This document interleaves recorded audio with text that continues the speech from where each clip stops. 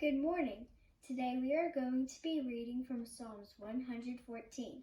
When I read this chapter, I really like the last two verses.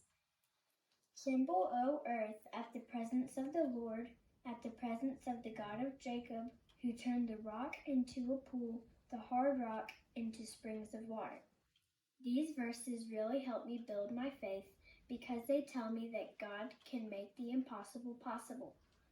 I know that if he can turn rock into a spring of water, then he is powerful enough to do anything. I am so glad we serve an almighty, powerful God. Have a wonderful day today.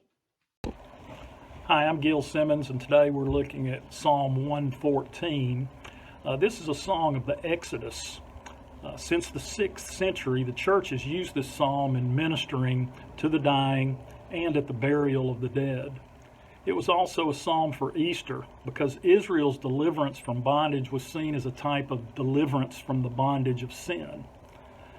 So we're going to look at the roots of spiritual power and the results of spiritual power.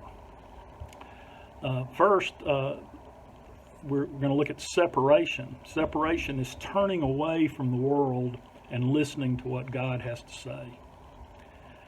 Sanctification sets us apart from God. God will not give his power to a worldly, carnal person, but only to those he can trust. Thirdly, surrender. Surrender is a key to a life of victory. God will not give his power to those who are not in submission to him. And then the results of spiritual power.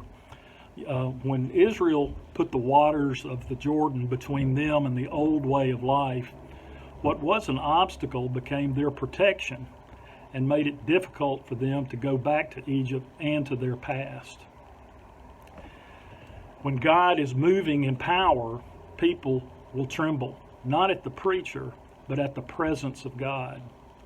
This brings real conviction and true conversion. Have a nice day, everyone.